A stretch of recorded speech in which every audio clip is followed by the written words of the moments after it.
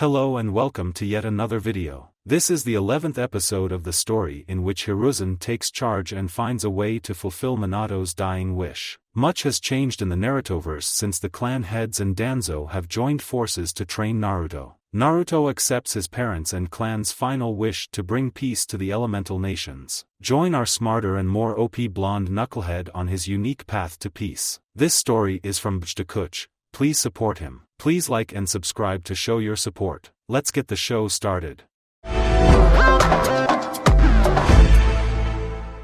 Raid on Hoshi and start of the war. 5 months after the attack on Suna, a council was called to deal with a disturbing discovery. Naruto flashed around the allied countries and brought the Kage together again along with the War Council. The War Council was the international collaboration of elders, strategists, and influential people that included the son of the Fire Daimyo, Raza. The Fire Daimyo pleaded with Naruto to let Raza join in order to gain leadership experience and offered a generous contribution to the war effort's coffers. Naruto had instructed Raza to listen more than he spoke and was pleasantly surprised at how well Raza was fitting into the Allied War Council. The impromptu meeting was called because of a discovery during one of the most recent skirmishes near the border of Hoshi, the Hidden Star Village. Evidently, the patrol had to fight multiple people using Orochimaru's old curse mark and one reanimated ninja. There was an uproar when the sole survivor of the patrol told his story about how his group had just finished off a squad of coalition ninjas that were using the curse mark when Juzobiwa, a deceased member of the Seven Swordsmen of the Mist, appeared. The spy confirmed that Juzo had black eyes and cracked skin and took a shot to the heart that should have been a killing blow. Then the wound filled over with paper and Juzo used the shock of the allied ninjas to kill most of the squad. Naruto stood up and addressed the room. My fellow War Council, this news is disturbing, but it matches with what the Shinigami told me. For those of you that don't know, Clan Uzumaki and Clan Namikaze have entered a partnership pact with the Shinigami. She told me that Kabuto Yakushi has been tampering with the dead and using Orochimaru's forbidden jutsu. It seems he has also been applying the cursed seal of heaven to some of his forces as well. This makes him an immediate threat and bumps up our timetable. I propose a raid on Hoshi, which I will participate in. We cannot let this threat grow. AI stood up. Thank you, Naruto. I have grown tired of sitting on my laurels. I second the proposition. There were many ayes and shouts to take the fight to the coalition and Akatsuki. Hiruzen stood and raised his arms, silence immediately followed. I agree, the time to act is near. In these times of war, we need a firm leader to rule over the battlefield and coordinate our efforts. I nominate Allied Forces Commander, Naruto Uzumaki Namikaze, for the role of Supreme Commander. This will put him over not only the Allied forces, but give him command authority, in collaboration with each Kage, to order each village's ninja. I ask this, not as the Hokage of the Leaf, but as a believer in our Allied forces. There was muttering before Anoki stood up. I second Hiruzen. I am no longer the Tsuchikage, but I believe in that boy. Each of you knows his character and strength of will. He is the only man I would ever trust with this much power. AI stood up once more and shot an imposing stare at Naruto. Are you up for this, young man? Naruto stood with a resolved face and answered AI's question. Is anybody ever ready to lead men to their deaths? It was Gaara's turn to contribute. Naruto, it is you that united us. You are my first friend and I believe in you. We will shoulder this burden with you, but we need you as our leader. Naruto sighed, looked down for a second and then rose his head with a determined look and the aura of a true leader. I accept.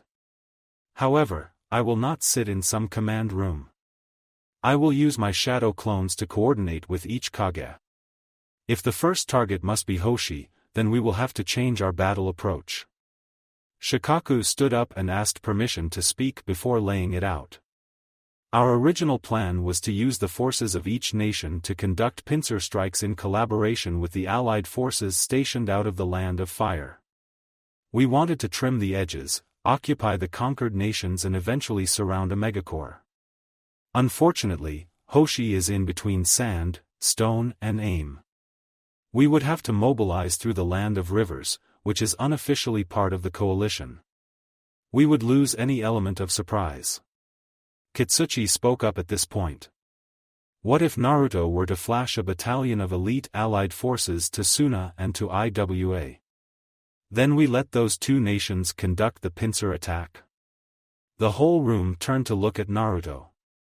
That is a lot of people to use the Hiruzen for that distance. I would need a full day of rest after in order to rest my coils and reset.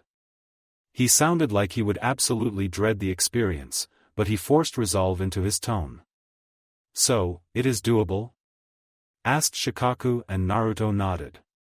Man, the Hiruzen is practically cheating. How troublesome.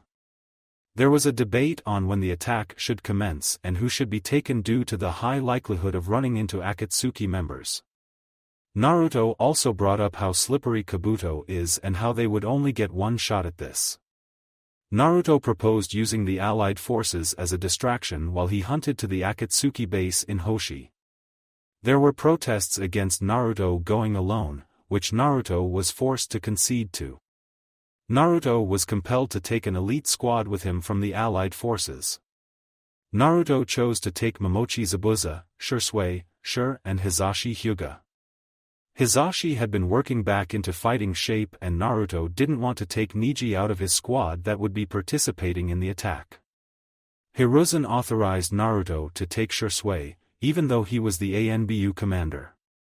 When Naruto was on the field, Kitsuchi would lead his forces from Iwa and Gaara would lead his forces from Suna and each of them would have a shadow clone for emergency communication and battlefield updates. Hiruzen would have command over the allied elements if they needed to be redirected from the main battle. Ultimately, it was decided that the attack would commence in 1 week and Naruto would begin transferring 2 divisions worth of allied shinobi the next day. A week passed in a flash and a state of chakra exhaustion for Naruto.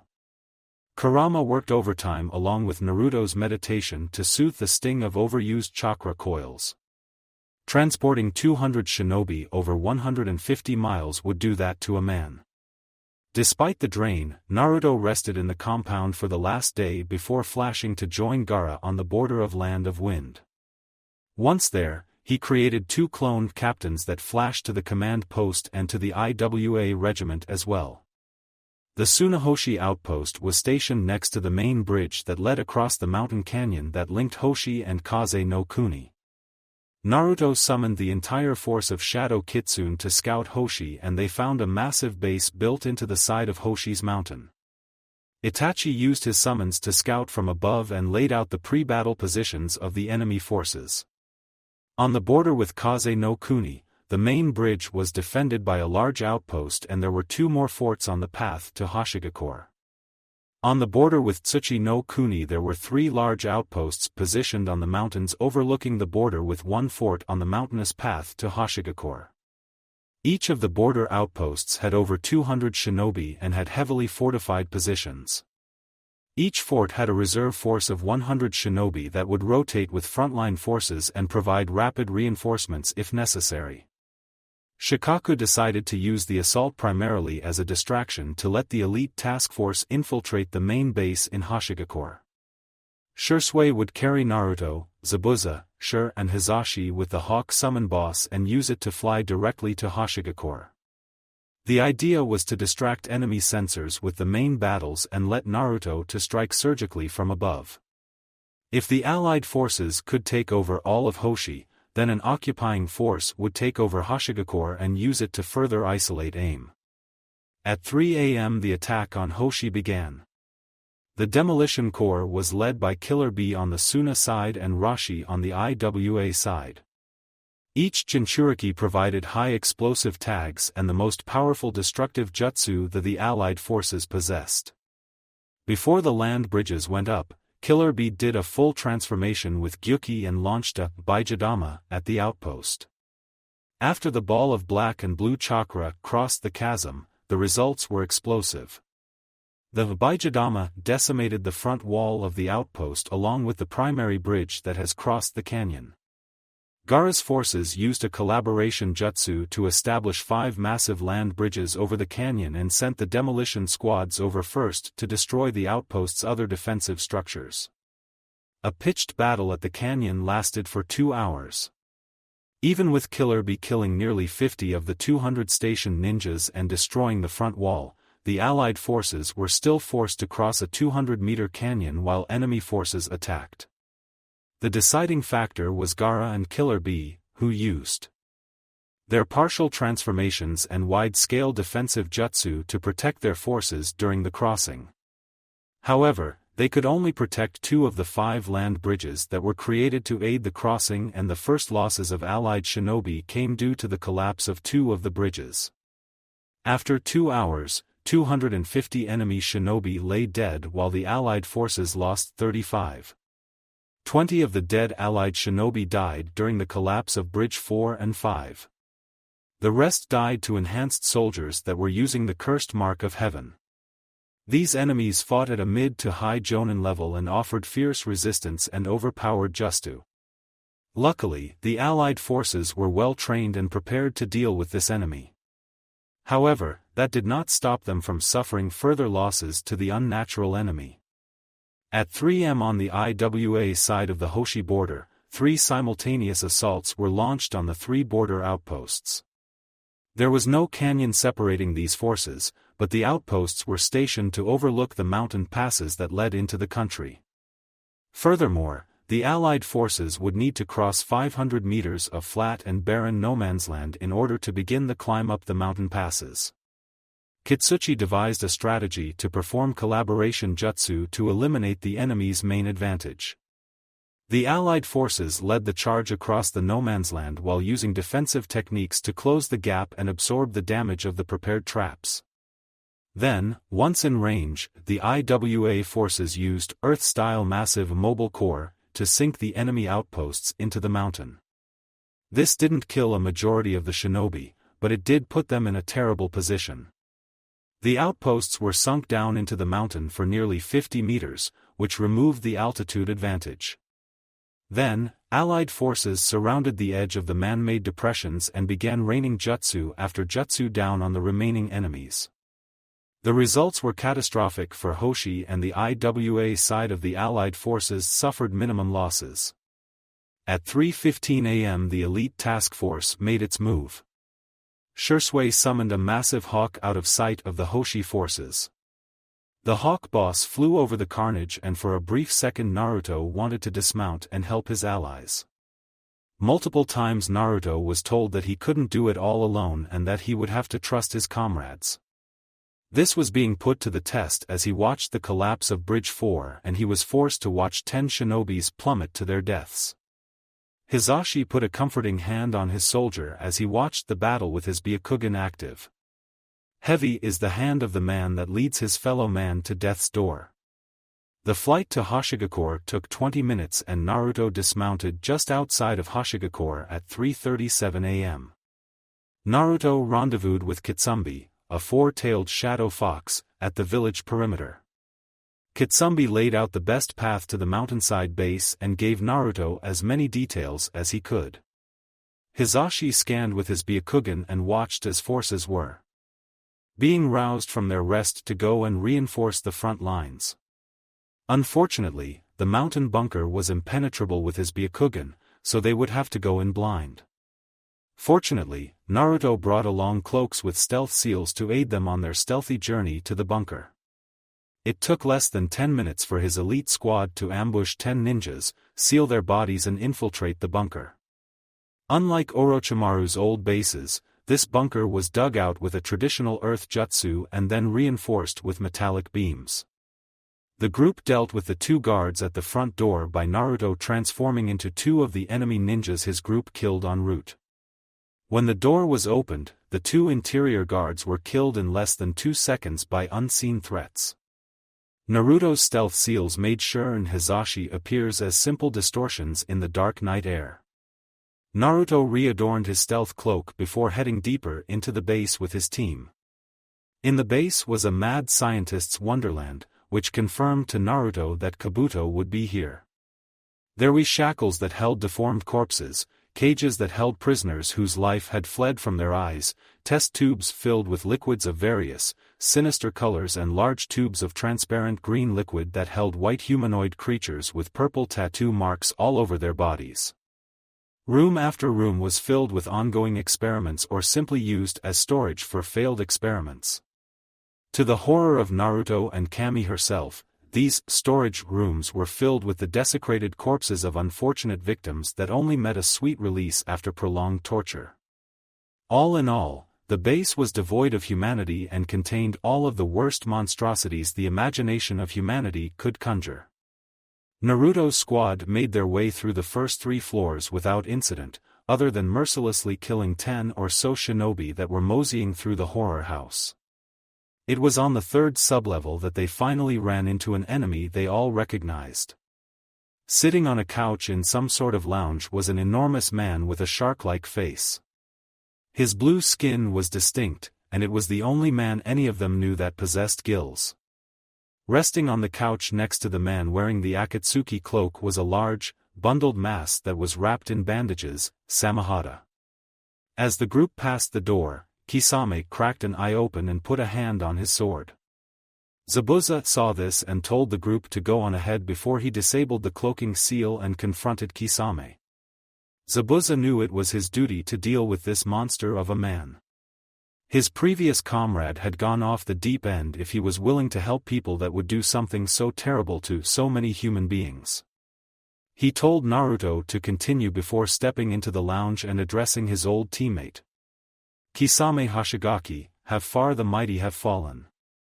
I never thought that you would partner with scum like this. It is low, even for you. Zabuza's growl was menacing, and a demonic aura appeared behind him. Zabuza Momochi, it is you who have fallen. I used to respect the so-called demon of the bloody mist, but now look at you. Playing obedient soldier to the allied forces. Pathetic. Retorted Kisame with a cocky smirk. Enough, Sharky, let our swords do the talking. Got a place round here that will let us stretch our blades? With Zabuza's final words, the Kisame sheathed Samahata on his back and calmly walked past Zabuza. In traditional honor of a swordsman, Zabuza let him pass and Kisame led him to a nearby training room. The room wasn't overly large, but it would suit its purpose.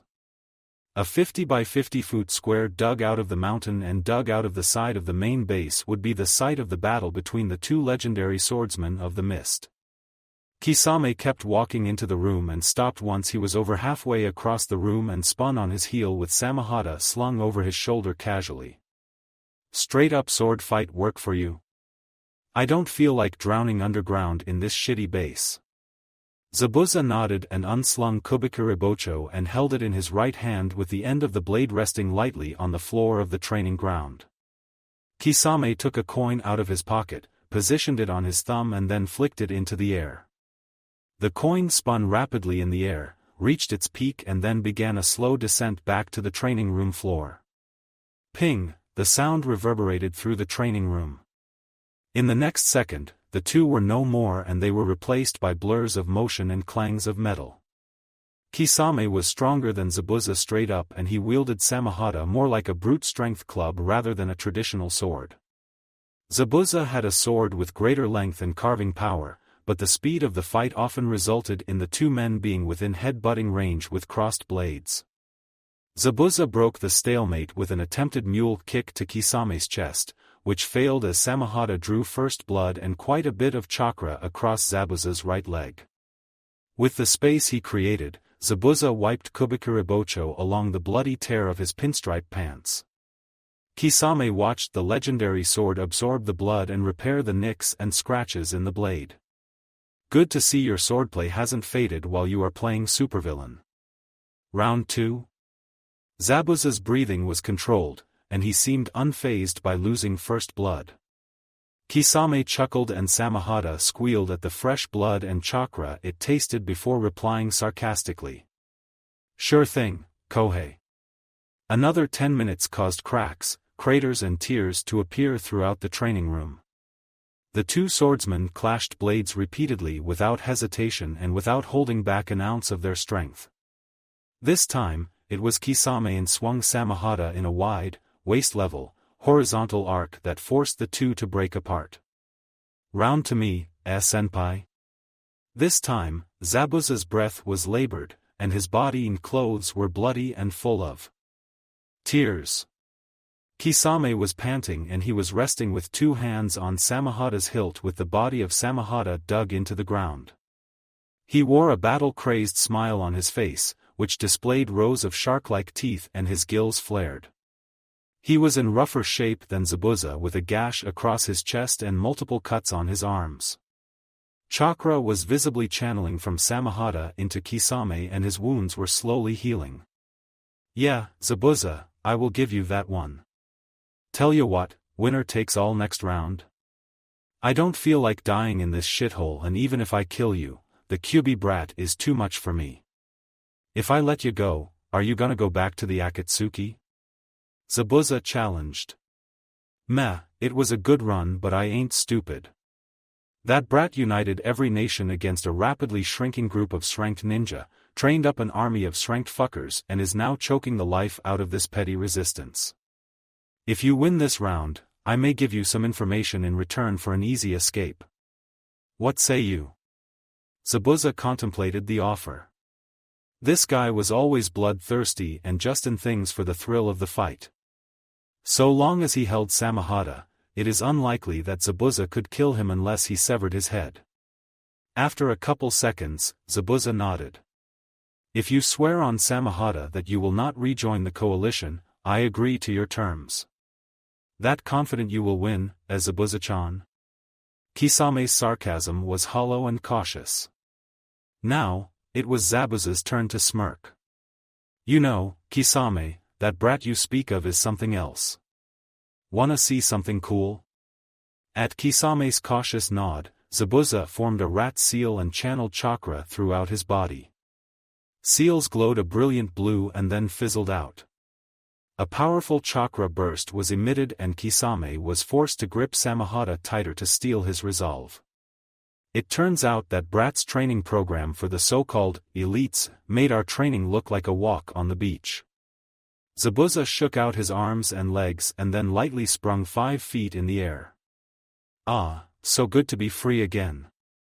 Do you know how crushing 3-time gravity and with over 100 pounds on each limb is? Shall we?"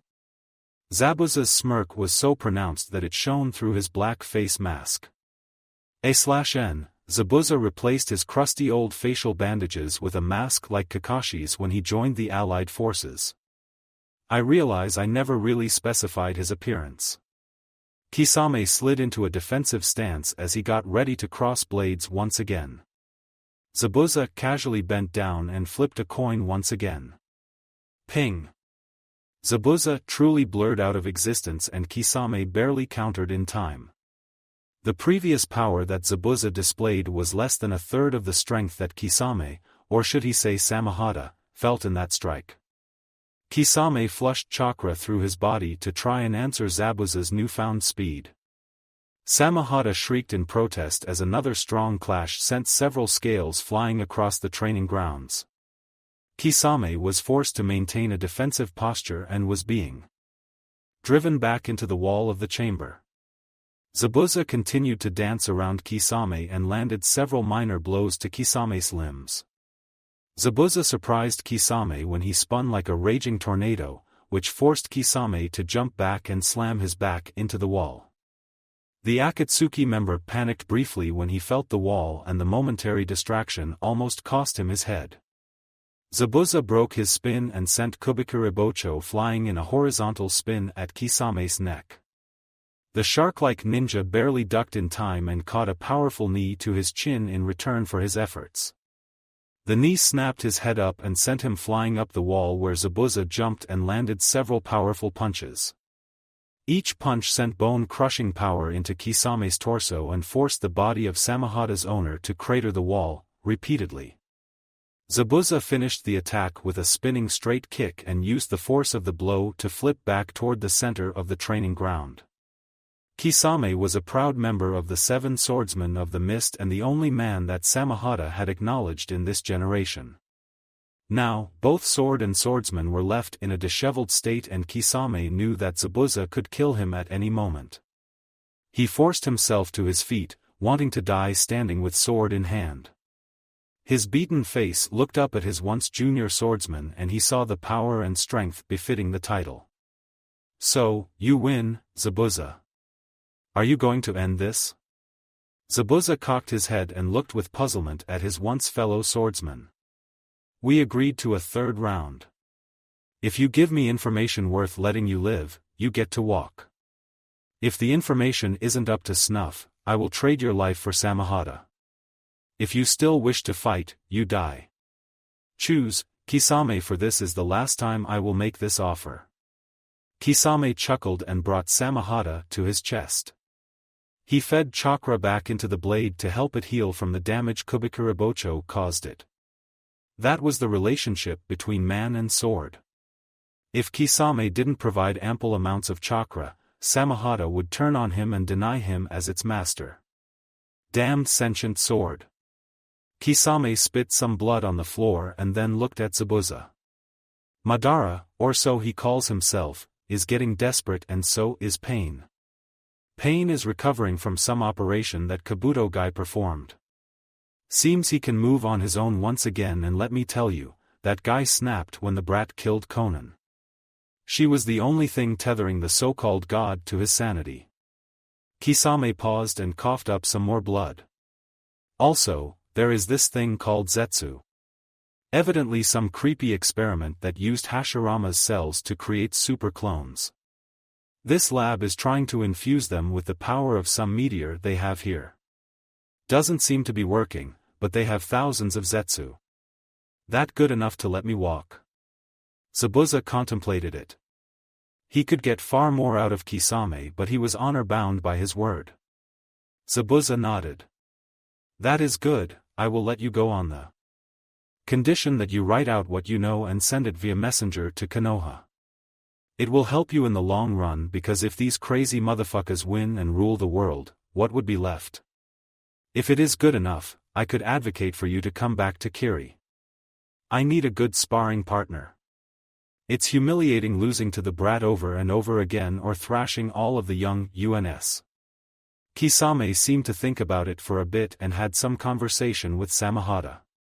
After a moment, Kisame responded cautiously. I will put what I know on a scroll. If you win and if May agrees to a full pardon, I will consider it. But don't think I would come back to rot in some cell. I would only consider it if you guaranteed it. Zabuza flashed a cocky grin. Sure thing, Sharky. I will go to bat for you when the time is right. Mei-chan will listen to me. Kisame's jaw hit the floor. You're fucking that bombshell? Talk about dating up. Zabuza scowled and gripped Kubikuribocho menacingly. I suppose I could finish this now, you son of a.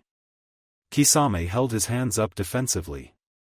Alright. I'm sorry. Well, good on ya. I suppose I should get out of here. Next we fight, I will get you back for this one. See ya later, Kohei. He waved casually over his back as he walked past Zabuza. Zabuza scowled and seriously contemplated his actions as he watched Kisame walk out of the training room door. He slung Kubikuribocho and smiled. It felt so good to finally beat Kisame in a match. All the torture that brat put him through was finally worth it. He brought his head up and decided to continue his mission. He pulled out sealing scrolls and got to work sealing up some of the crazy shit that they found in this lab. Naruto was now walking through the base alone. He left Shure and Hizashi to deal with Kimimaro on the previous floor. Naruto knew his companions could handle the fanatical bone user. Shure was also a very useful support ninja, and he would be able to support Hizashi effectively. Naruto sensed a familiar and dirty chakra signature up ahead and knew exactly who it belonged to. Naruto prepared a dimensional barrier seal that he developed to deal with Madara. This seal would effectively keep anyone locked in because it separated a set space into its own dimension. That meant that the Hiruzen, Shunshin, reverse summoning or any spatial jutsu would be nullified. It was time to deal with a snake trapped in its cage. Naruto saw a deadened hallway with a door at the end. Naruto slipped through the door and attached the seal to the door upon entering the room. Naruto walked confidently into the room as the absurdly pale ninja flipped around at the activation of the seal. The chakra pulse and the rippling blue-black energy flittering around the room were hard to miss. The determined battleground was a massive laboratory with 20 man-sized tanks filled with lime-green liquid holding humanoid creatures. Kabuto was standing over a large map of Hoshi with pieces like pawns laid out on the map. Naruto noticed that the pieces were positioned over the forts and around the city of Hoshigakure. He got a sinking feeling when he saw this, but he had faith in his men. They would be able to overcome anything that Kabuto could throw them on the battlefield. After glancing at the map laid out on the ground, Naruto took a minute to take in Kabuto's appearance. He was several tones paler than he was during the Chunin exams, and upon closer inspection it appeared like his skin was composed of minuscule scales. A memory of Orochimaru's true form flashed through Naruto's mind when he noticed the scales. Kabuto was dressed in an overlong white lab coat, the hood hung from the backside of his neck, and Naruto noticed he no longer wore his glasses. Naruto took note of the pale purple outline around Kabuto's eyes, and his senses told him that he was in some form of sage mode. Naruto came to a resting position before he addressed Kabuto, trying to buy time to gather the natural energy around him. Well, Kabuto team, this is what they call the end of the line. I must know, why did you choose this path when you were freed of Orochimaru's tainted presence? Naruto-kun, don't be silly. Orochimaru-sama was a genius and his work spoke to me. As his apprentice, it was my divine duty to carry his work to completion. I took over where he left off and I have come to surpass my former master. Look at that board.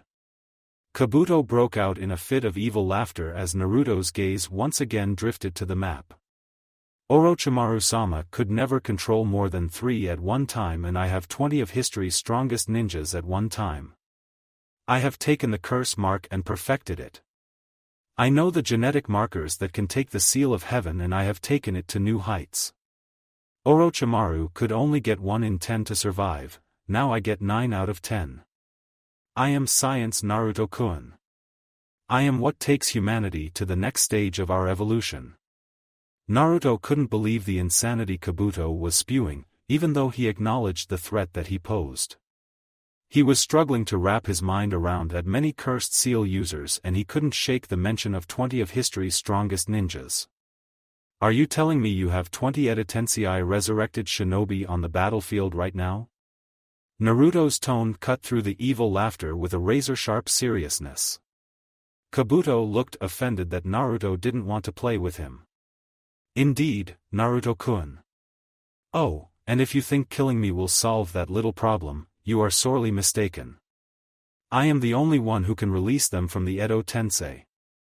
I don't know about that one, Kabuto team. Even if the contract stands upon your death, we can just seal them away. I taught my people well enough that they can deal with your cheap tricks. Kabuto broke out in another fit of evil laughter. He spoke in a cocky tone. Okay, Naruto-kun, how about I bring out a surprise I was saving just for you? Naruto cocked an eyebrow and made a go-ahead gesture with his right hand. He didn't know why he was indulging Kabuto, but he wanted to see what this filth would try to pull on him. Kurama was barking at him to just end the filthy ningen and get it over with, which was promptly ignored by Naruto. Naruto had never indulged in the talk no jutsu, and he wanted to understand why these powerful people would go to such lengths to obtain power. Kabuto flashed through a long series of hand seals and slammed his hand on the ground. The chain of kanji began to spread out from his right hand before the seals flashed red and broke apart. Kabuto looked confused when his summons wouldn't come to him and was about to try again when he heard Naruto laughing. He looked up incredulously at Naruto and was about to demand an explanation. "Oh, Kabuto team, you don't know the barrier I used. You cannot summon in here, you cannot send commands to your summons out there, and you cannot escape from here, little snake. You are stuck in here with me, mano a mono. So, is there anything else you want to get off your chest before I send you to meet Shin? She is rather upset with you." Kabuto was sweating. He knew the power Naruto held, and all Akatsuki members were ordered to disengage whenever Naruto showed himself. Madara and Pain were coming up with a way to deal with Naruto, and Kabuto knew that he was nowhere near the level of those two. Maybe if he could use the Edo Tensei, but without it? No way. Well, Naruto-kun, how about a trade of information for freedom? Naruto cocked another eyebrow. How about no? The Shinigami herself put a hit out on you, and I am her agent on this plane. It is your time, so make peace with that. If you want to confess your sins, I will listen. If you want to offer information, I will take it. However, there is no way you leave this room, Kabuto team. Kabuto let despair flicker across his visage for a brief instant before he firmed his resolve. Kabuto extended his left hand and launched a chain of snakes at Naruto. This particular body modification allowed for Kabuto to transform his arm into snakes, a more powerful version of Anko's hidden shadow snake hands. In a flicker of movement, Naruto severed the head of each and every snake. Kabuto saw the flicker of light, but he couldn't make out the blade. He was forced to bear witness to the result though, several snake heads poofing out of existence on the ground while his arm was a writhing mass of headless snakes. Kabuto transformed his arm back to its normal state before blurring forward and attempting to fight Naruto in a taijutsu battle. Both sages were flickers of movement, flashes of fists and resounding thuds of flesh on flesh. Naruto's speed allowed him to take his father's hummingbird fist to the next level, and he landed several powerful blows on the joints of Kabuto's arms. If the snake didn't undergo body transformation, he would have lost complete use of his arms. The cartilaginous joints simply popped back into place and allowed Kabuto to continue the exchange of blows. Naruto created an opening and landed a spinning straight kick on Kabuto's chest. The blow lacked the normal cracking of ribs, but it did its job and sent Kabuto flying into the wall, which flickered a dark blue as it absorbed Kabuto's impact. Kabuto stood from his crumpled form and looked up at the motionless form of Naruto. The infuriating blonde simply yawned at Kabuto and put his hands in his pockets. "Not bad, Kabuto team. I thought you were supposed to be shrank though. Wasn't that a prerequisite for joining your little boys club?" Kabuto snarled at Naruto. "Well, Naruto-kun, we all fight in different ways. It appears you took one of my advantages, but I guess it is time to show you the results of my research." Once Kabuto finished his address, black curse marks began wrapping around Kabuto's body, and then things got weird. Once the cursed seals finished their expansion, Kabuto's body began transforming. His lower body transformed completely into a white snake, and two small, dragon-like wings sprouted from his back. The scales on his skin became more pronounced, and Kabuto's nose receded into his face and became two snake-like slits. "This is my true power, Naruto-kun.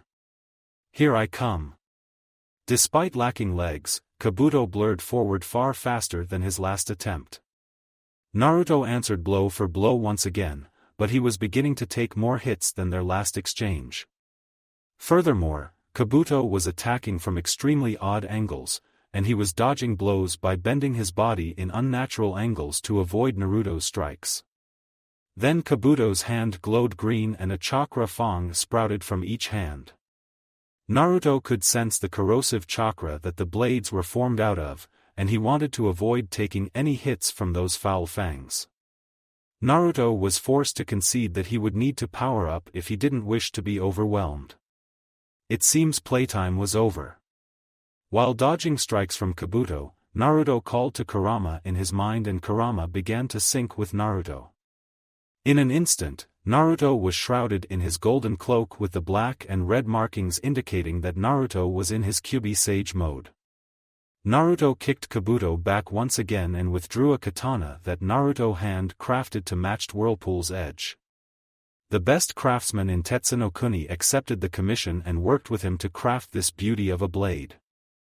Naruto loved Whirlpool's edge, but he wanted to get it a longer counterpart.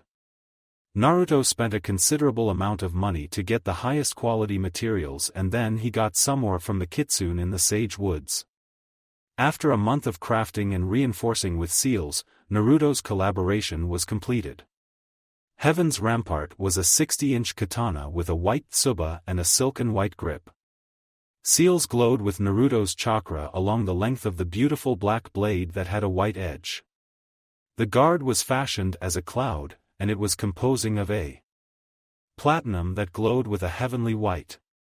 The tassel was 6 inches in length and ended with his family seal. The combined Namei's kanji rested on the back of Kyuubi, who was encircled in a golden whirlpool.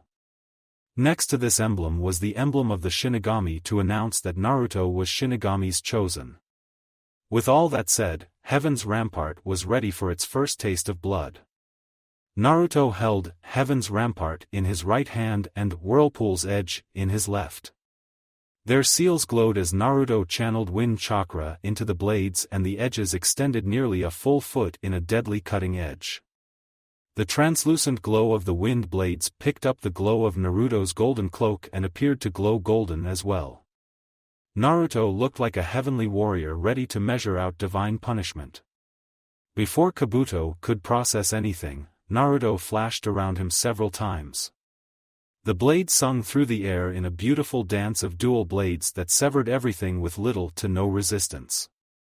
Kabuto blinked and then blinked again as Naruto's golden form reappeared in front of him. He processed the cocky smirk on the golden face and the fact that Naruto was no longer holding his blades in hand. Then the pain registered, and he watched as his body fell apart. It started as his torso separated from his tail, then he noticed each finger fall from the hand before the head separated from the wrist. Then each forearm was separated from each elbow and the humerus was bisected in equal halves before the head of the humerus was separated from the shoulder. Even the godly regenerative abilities couldn't save the man-snake hybrid as blood was spurting out of every wound. Kabuto knew that he would need to use nearly half of his chakra reserves, but he had no choice, the damage was too severe. He used Orochimaru's original regeneration jutsu. He formed a new body inside his torso and began to escape from his previous skin's unhinged jaw. As his arms were freed from the shed body, a golden hand clamped around his throat and his whole body went limp. The regeneration was incomplete because his chakra flow was halted by the seal that now adorned his throat. The chakra lock seal completely froze all movement in the subject's chakra, and it also meant that Kabuto could no longer put up a fight against his golden-cloaked opponent. Well, Kabuto team, I don't enjoy killing, but as I said, Shin has claimed your soul. Sadly, we won't see each other again because there is no way you will make it to the pure world. Any last words? Naruto released Kabuto's throat after applying a paralysis seal on top of his chakra lock seal. Kabuto coughed and gasped for air as he looked up into the golden, slitted eyes that gleamed at him through the dark in the room. He noticed the black and blue barrier disperse out of the corner of his eye. He was bitter that the man responsible for his master's death would also be the one to end him. He cursed internally as he searched for a way out of this predicament. Due to his musings, he lost the opportunity to offer last words. Before he knew it, a frozen presence entered the chamber, and his paralyzed body became more rigid as the entity made its presence known to him. In front of him was the Shinigami of legend, complete with her mask and deathly appearance. It terrified every fiber of his being as he gaped at his end. Shin was relaxing in her realm when she felt the pull of her summoner and chosen champion. A pleased smile flitted upon her face before she donned her mask and answered the call. When she arrived in the mortal realm, she took in the glowing figure of her champion. She couldn't help herself as she floated behind him and wrapped him in a playful and flirtatious hug. She let a playful finger pass over his whisker marks before she rose to her full and terrifying height to address the mortal that dared cheat her. Her aura flared and she watched as the mortal cringed in fear and gaped at her presence. Feeling that there was no value swapping words with this filth, she extended a finger and it pierced into Kabuto's heart. From the heart, she drew out the tainted purplish soul of the petty human. Normal souls were a glowing silver with slight variations that showed the purity or taint of the soul. For this human soul to be so dark and tainted, she knew that there was no good in him. With no remorse or emotion, she devoured Kabuto's soul and sighed in content as her champion's contract was completed. She morphed into her true form so that her champion may enjoy her presence for the ensuing conversation. Ah, Naruto-kun, you are a most excellent champion. You never disappoint, my chosen one. I will allow you another favor, should you wish to ask anything of me. She paused her and stepped forward to once again cradle his face in her hand and play with his whiskers. She noticed Naruto's head lean into her warm caress and a content smile appeared on his face as a low purr emanated from deep in his throat. Era, do you wish for me, Naruto-kun? Shin's playful tone snapped Naruto out of his pleasurable trance and he remembered that he was dealing with the deity of death. SS Shin, it is good to see you again. I am humbled to be of use to you. You should stop by and see the kids, they are growing so fast. Shin giggled playful at Naruto's cute stutter. I will just have to do that. Do summon me once you return to your home. I sense that there is much death near here. It seems my girls will be busy tonight. Do you have to create so much paperwork for me, Naruto-kun? Naruto got a cheeky grin and made his signature seal. A clone of Naruto appeared wearing the same cheeky grin and Shin sighed as Naruto laughed. Come on Shin, you are a goddess in looks and power, surely you can deal with a bit of paperwork. Shin smiled coyly and she cocked an eyebrow in challenge. Era, are you making fun of me, Naruto-kun? Naruto tamed the enormous smile that was on his face but there remained a playful glint in his golden eyes. He put a hand over his heart and a mock-offended look on his face. Oh, Shinigami-sama, I would never. Well Shin, is there anyone else that has earned your ire? Shin tisked playfully, always straight to business with you, Naruto-kun. Nobody else is currently on my radar but I will let you know if anything changes. Before I go, I will collect the souls you have gathered. She stretched her beautiful, pale arm and grabbed Naruto's right hand where the seal resided. You have been a busy man, my champion. I look forward to seeing you family again, Naruto-kun. She disappeared from the mortal realm and went to wait for the call to visit Naruto's family. Naruto shook his head to return to business mode. He took in the destroyed lab room, and he decided that it was time to begin cleanup operations. He created 100 shadow clones and get them each a custom storage scroll that would allow them to seal up 100 cubic meters. Each clone spread out through the mountain laboratory to begin collecting as much information as they could. The original Naruto let his clones handle their business as he walked back out of the depths of the laboratory. He came across the room where he left Hizashi and Shur and found the aftermath of a chaotic battle. There were bones strewn around the room and in the center looked like a circular explosion of bones burst out of the floor. In the center of the circle was a man encased up to his waist in bone and it looks like all of the bones came from him. Shur was patching up a wound on Hizashi's abdomen that was bleeding profusely. Naruto jumped over to the pair, put a glowing green palm on the wound and the wound began to close. Looks like y'all had quite the battle. Was he a Shiketsumiyaku, dead bone pulse, user? Naruto asked as he looked up at the pair. Hizashi grunted as the pain in his abdomen receded. According to Ibiki, this is the guy that freed Kabuto during the invasion. And yes, he used the bone bloodline, quite effectively I might add. Shur chipped in, he also had that damned curse mark. It seems like the mark ended up killing him though. After this big attack you see here, he just croaked. Good thing he did, too. Those bones cancelled out most of our attacks. When we released our seals, he used his curse mark, and it became a pitched battle. Hisashi's monotone voice reminded Naruto of the typical Hyuga mentality, but Naruto could see the bit of life and playful banter in his eyes. Naruto whistled. Sounds like you guys had a better fight than I did. I took out Kabuto, but the fight itself was kind of a letdown. He used the Snake Sage mode and put up a mild fight, but he didn't even draw blood on me.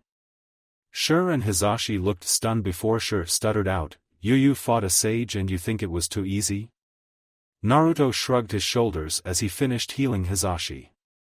Yash, that should do it until we can get you to a dock.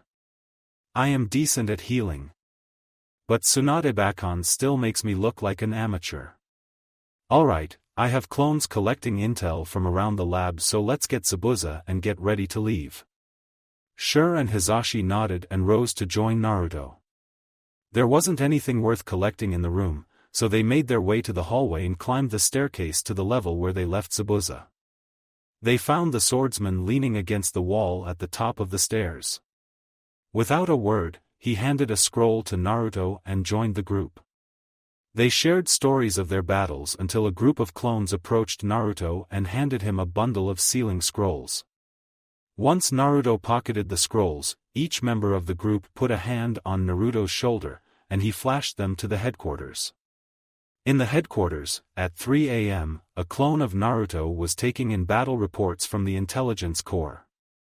Inoichi was wearing some sort of headset that was connected to a massive orb of sensing chakra. Inoichi and another ninja from Kyumo maintained a direct link with Gaara and Kitsuchi. They were relaying battle states and developments on each front.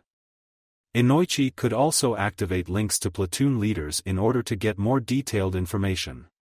Everything was going according to plan, and Naruto was working with Shikaku Nara to make adjustments and direct reinforcements. At 3:30 a.m., Naruto told everyone that the original was going dark as he entered the mountain base. Immediately following that, Inoichi informed the command team that shinobi with the cursed marks were appearing from the forts en route to Hoshigakure. Elite shinobi had already engaged, and the battle was proceeding as planned until the Allied forces started to take losses. It was 2 minutes later that things got worse, and the command team was forced to respond. Across the battlefield, 20 resurrected shinobi appeared to reinforce the coalition. Each of the resurrected shinobi were B to S-class threats and included historical shinobi like the second Tsuchikage, Mu, multiple members of the previous generation of the Seven Swordsmen of the Mist, and various Jonin-level shinobi from various villages. Naruto clone talked briefly with Shikaku before he called for Ai, Mei, Jiraiya and Anoki to join him. Tsunade grumbled loudly about damned babies and not being able to fight. The clone flashed to the various battlegrounds that to the seals that each platoon leader carried with them and deposited each legendary shinobi to deal with their resurrected adversaries.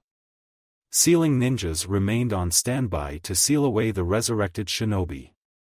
The fights were pitched, and the devastation was on a different level than a standard shinobi battle.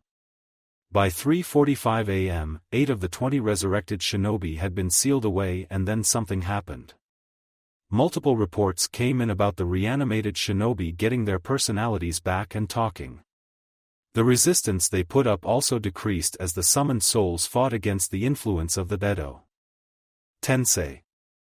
By 4 a.m. all reanimated shinobi were sealed away, and Naruto flashed to the leaders of the Allied forces to bring them back to the command center. The Allied forces continued with minor resistance to Hoshigakure. By first light, the occupation of Hoshigakure began and the wounded Allied shinobi were evacuated. Naruto flashed into the command center with his elite task force to a round of applause by those present. He gave a cheeky grin and a flashy bow before returning to command mode. He had his clone dispel and spent 5 minutes reviewing the memories. He informed everyone of what happened on his end and why the Edo Tensei was partially disrupted. He gave the sealing scrolls to the intelligence corps to begin going through the information while he gave 5 scrolls to Tsunade. She cocked an eyebrow at him as if asking for an explanation. In these scrolls are the bodies of Kimimaro, Kabuto, some white plant clone, some white clone with a cursed mark and one of the enemy shinobi that had the cursed seal, but it was different because it glowed purple. I want you to investigate them and let everyone know what we are dealing with. Tsunade nodded at Naruto's command and pocketed the scrolls for later inspection. The raid on Hoshi lasted for less than 6 hours and produced favorable results, however, there were many losses. With the morning sun came the mourning of fallen comrades. Medical tents were full and critical injuries were being evacuated to hospitals. Overall, there were 900 enemies slain on the multiple battlefields and the Allied forces lost 150. There were 222 enemies captured and they were being treated as prisoners of war. All enemies with the cursed seals fought to the death, so there were none of those left among the POWs. Tsunade was coordinating the medical corps to treat the wounded patients. There were over 300 casualties that the Allied forces were triaging. Any critical patient that was stable enough for Naruto to flash to Konoha Hospital was given the short version of transportation. Unfortunately, there were many critically injured shinobi that wouldn't be able to withstand the stress of the spacetime technique. Ninjas could be seen darting toward Sunagakure or Iwagakure to get the critically injured to the hospitals. The chaos was distressing but the overall environment was positive and productive. Everyone, even the injured, was high on the first victory of the Fourth Great Shinobi War. 3 days later, Naruto returned to his compound and was greeted by his burgeoning family.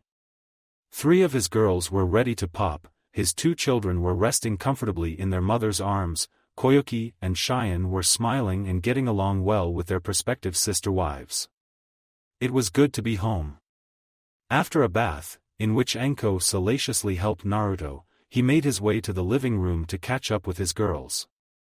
As he entered the room, Kuratsuchi came up, gave him a kiss and handed off Orashur to him. He cradled his son in his arms as he joined Kuratsuchi on the love seat.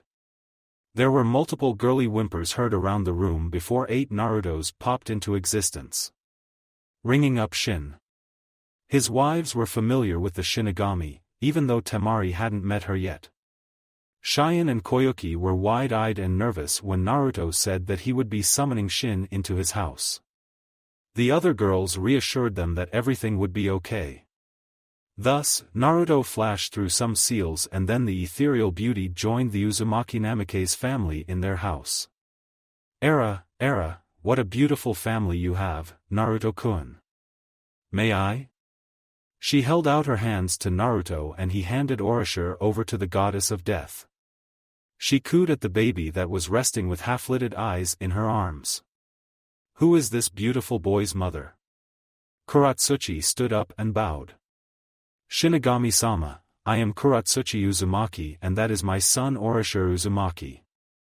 Shin paused her cooing and looked around at the girls in the room. Consider this a standing order, when we are alone as a family, there will be no further formalities. You may all address me as Shin.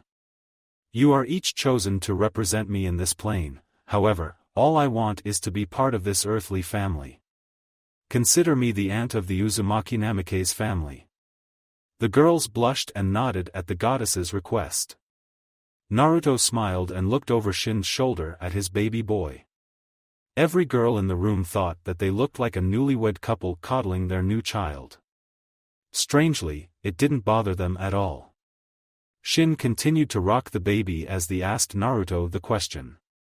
Naruto-kun, have you considered what you wish from me? I do not wish to stay indebted to you. Despite the stunned looks from his girls, Naruto just rubbed the back of his neck and chuckled sheepishly. I have been busy, Shin. Haven't had time to give it much thought. At that time, Kushina woke up and began crying. Haku knew she was hungry, so she uncovered one of her breasts and let the baby eat. Every girl wished that they could do that with their babies already. It was then that an idea came to Ino.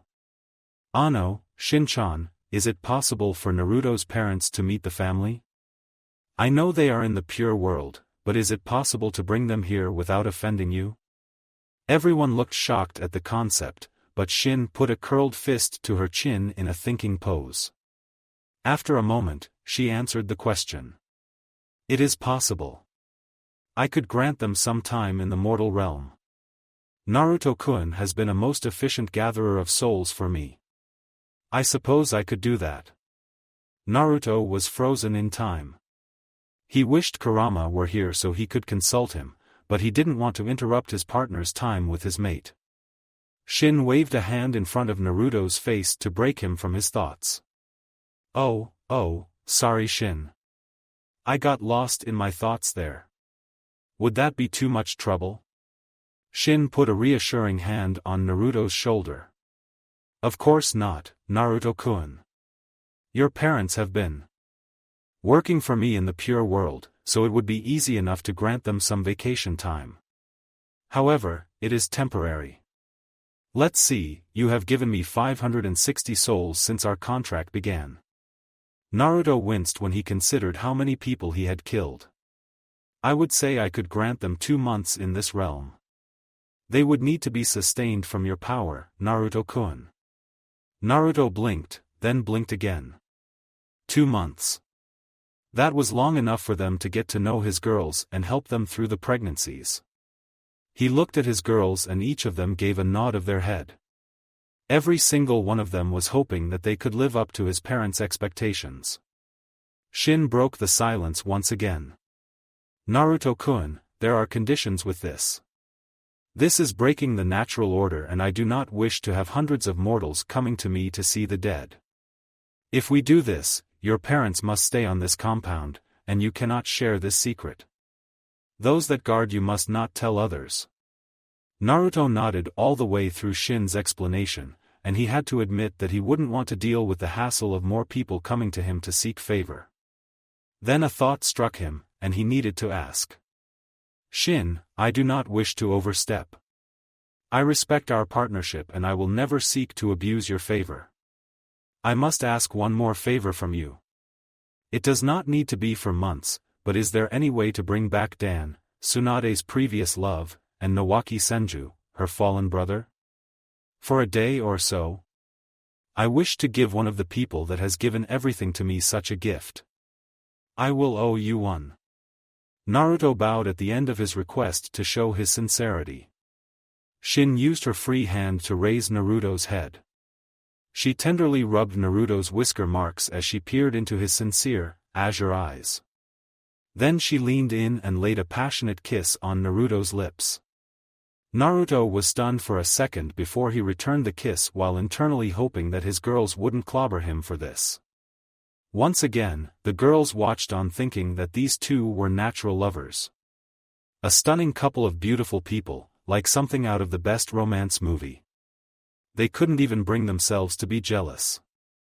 After 15 seconds or so, Shin broke the kiss. I believe that is enough payment, Naruto-kun. I will grant your second favor. Shin touched her lips lost in a passionate thought. I apologize girls, it was not my intention to encroach on your man, however, his soul is so pure that I find myself drawn to him. Her voice sounded surprised by the revelation and her tone was abashed. The girls went through a round of, "It's fine" or "It's okay" or Hinata's stuttering, perverted giggles. Overall, the girls found themselves exceedingly okay with their man macking on the death goddess. Naruto remained stunned, with eyes closed and lips still outstretched, missing their embrace of the death goddess's lips. Shin gave his whisker marks another rub and broke Naruto from his trance. He comically shook his head to clear the intoxicating thoughts. He created 5 shadow clones to go retrieve certain people. The clones dashed off to retrieve their intended targets. In the next 10 minutes, 4 flashes of yellow were seen and their cargo was deposited. Shin used the time to talk with the girls and she handed off Orashur to get a chance to hold Kushina. Tsunade, Jiraiya, Tsubaki were brought in by the first clone followed by Mikoto with the second clone. The third clone flashed in with Tsum and Q and the fourth clone arrived with Hayashi and Hitomi and the final clone flashed in with Hiruzen Sarutobi. All of the newcomers were stunned by the ethereal beauty casually bonding with Naruto's family. She stood there with babies in both arms as Naruto snapped a picture of Shin with his children. Then Naruto threw the camera to Jiraiya and had all his girls get around Shin. That picture would be enlarged and hung over the fireplace of the Uzumaki Namikaze's living room for all future generations of the clan to marvel at. Finally, after the joyous picture was taken, Naruto got into serious mode, cleared his throat and addressed the group filling his living room. Everyone, it is my highest honor to introduce you to Shin. Most of you would know her as Shinigami-sama and you will address her as such until she tells you otherwise. Shin playfully slapped Naruto's shoulder as he said this. It was then that 8 jaws hit the ground and Naruto got another picture that would be hung in his private study. His laughter continued for several minutes before the group's stupefaction finally broke. Naruto held up his hands to regain their attention and silence. I know there are many questions due to this revelation, however, that is not why I called you here today.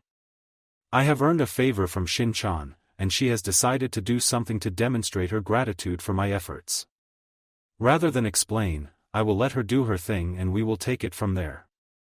Naruto stepped back and flashed into his golden cloak. He created 4 shadow clones and loaded as much chakra as he could into each one. The clones knelt in front of Shin in a single file line. What followed stunned those gathered. Shin created a portal with her right hand and the group watched 4 people walk through the portal, 4 people they recognized very well.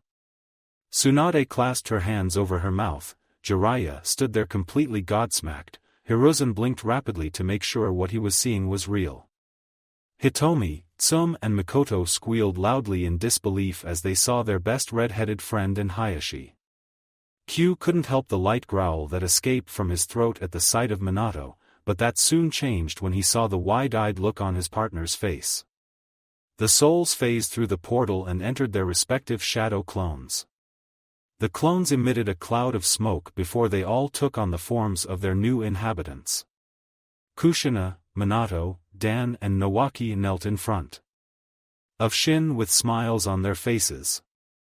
They had been contacted by the Shinigami and brought to the mortal realm without much explanation. Shinigami-sama, we have answered your call. The 4 said in unison. Stand, my children, and enjoy your time in the mortal realm. Dan and Nawaki, I have granted you 1 week to catch up with your loved ones. Be sure to use that time well for you will not be brought back again. Kushina and Minato, your son has completed missions for me as my champion in this realm. His efforts have granted you 2 months in the mortal realm. Be ready to get back to work when your time is up. Hi, Shinigami-sama. Thank you. The 4 chorused loudly. Shin was over to Naruto, handed off Kushina to him and placed a chaste kiss on his lips. Minato was clearly confused by this and Kushina cocked an eyebrow. Jiraiya straight up fainted and Naruto's wives giggled. With a final wave Shin left the group so that they may catch up with one another. Before everything devolved into chaos, Naruto cleared his throat loudly and drew the group's attention. Okay everyone, I know we are all excited for this.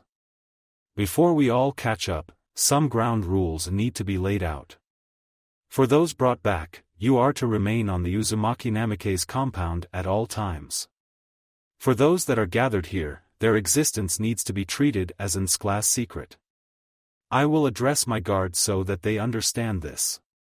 Now, Mom and Dad, let me do some introductions. Kushina and Minato knew of their son, and they got updates from Shinigami-sama from time to time. When they weren't working for the Death Goddess, they could watch their son through their television that Shin set up for them. However, they knew relatively little about Naruto and his wives. Naruto introduced each one of them and Kushina ran to each girl and embraced them in a massive hug. Minato stood by his son and gave a fatherly wave to each girl that was introduced.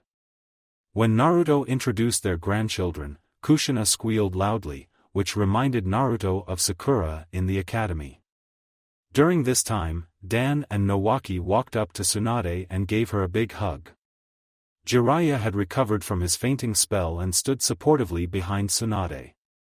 The hug between Tsunade and Dan was a little awkward because the last time the two saw each other, they were lovers. Now, Tsunade was over 8 months pregnant with Jiraiya's baby as she addressed a man that took her years to get over. Dan-kun, it is so good to see you again. And Nawaki-chan. She rubbed the top of Nawaki's head lovingly. Nawaki protested. Tsunade, just because I died doesn't mean I haven't aged. This is just my mortal representation. Tsunade ignored Nawaki's protest and proceeded to give him the full little brother treatment. Dan had a wistful smile on face as he watched the pair. Jiraiya cleared his throat and wrapped a possessive arm around Tsunade's shoulder. Dan, it is good to see you again. Tsunade elbowed Jiraiya in the gut. For his awkward possessiveness, but he wouldn't be her knucklehead if he didn't act like that. Ignore him, Dan. It seems you brought out Jiraiya's possessive side. Shall we take a walk in the garden to catch up? Dan nodded casually at this and Nawaki cheered. The group walked out into the garden to get some private space to catch up. They walked around the garden chatting for an hour before returning to the living room. It was a cathartic experience for Tsunade and Dan, who never got to say goodbye. Nawaki was excited to meet his extended family, so he bounded over to join Naruto's group when they returned. Dan separated to go catch up with Hiruzen, so Jiraiya and Tsunade sat on some barstools to soak it all in. Immediately after introductions, Kushina bombarded the girls with questions. The main question was why Naruto had 7 wives and 2 girlfriends. The group laughed at this before the girls took turns explaining what happened. Minato stood with Orochur in his arm and his other arm resting proudly on Naruto's shoulder. He was crying proud tears when he heard how Naruto was achieving his dream. He was crying jealous tears when he looked around the room at Naruto's beautiful wives. When Cheyenne's turn came to tell her story, Minato laughed out loud. Ah, Cheyenne-chan, I am glad you decided to honor the contract. I saw your mother a while back in the pure world and we talked about that as we caught up with one another. Kushina got a pouty face when Minato talked about it. Yeah, we all know you were Mr. Popular. Do you want to know how that marriage contract was formed? Everyone nodded enthusiastically at this. Well, Minato went a played hero, as he does, Databane. Then, Shaun's mom professes her love for him right in front of me. After a blow or two to the head, Minato said that our children could get married. Then, over drinks, they wrote that contract up. Cheyenne, your mom was a shameless flirt when it came to my Minato-kun. Kushina puffed her cheeks in annoyed jealousy. Minato rubbed the back of his neck in a very Naruto-esque manner. It's not my fault, Kushi-chan. I swear. This earned a fit of giggles from all those listening. Some chimed in. Yeah, Kushi-chan, Minato's fan club was the biggest in Konoha history and you were the only girl he ever gave in to. So, Kenneth, why don't ya? Mikoto giggled. That is so true. I was so close to getting you to share him as well. This earned scandalized looks from all the girls. That was until they reflected on it and realized that they were sharing Naruto with 8 other girls. Oh, kick a dead horse why don't ya, Miko-chan. Kushina pouted playfully again and earned another fit of laughter. Before too long, the group broke up into parts and all of the girls went out into the garden to engage in some girl talk. The boys wanted to check out what Naruto had done with the place. Naturally, Naruto was more than eager to show his father the underground modifications he had made. Jiraiya watched on with amusement as Minato marveled at the changes Naruto had made. The study was now twice as large as Minato left it and it was neatly organized. There were 2 large shelves, marked Uzumaki and Namikaze respectively, that adorned the wall behind the massive L-shaped desk. On the right side of the room were supply drawers filled with ink and scrolls and on the left side stood a weapons rack that spanned the length of the wall. These weapons were ongoing projects that Naruto was trying to enhance with Fuinjutsu. Minato darted around the room like a kid on crack in a candy store. The rapid-fire questions flew toward Naruto in a blur of words, which earned laughs from Q, Jiraiya, Hiruzen, Dan, Nawaki, Hayashi and Naruto. When Minato got to the desk, he started reviewing the seals that were left on the table. He picked up a notebook that contained the theory work for Naruto's anti-spacetime barrier. He whistled in appreciation before looking up inquisitively toward Naruto. Care to explain, Sochi? Yeah, Two-chan. The guy in the orange mask continued causing problems after you died. He killed Fugaku Uchiha right in front of me and the Uchiha family. Everyone's head did in reverent memory of Fugaku while Minato looked shocked. I developed this barrier seal to ensure that when I catch him, he won't be able to get away. It prevents all spacetime techniques by isolating those within the barrier into my own pocket dimension of sorts. It stops the Shunshin, Hiraishin, Haku's ice mirror technique and any other special movement we have tried. Minato was nodding along to Naruto's explanation before he asked a question. This barrier must be quite the drain on your chakra though.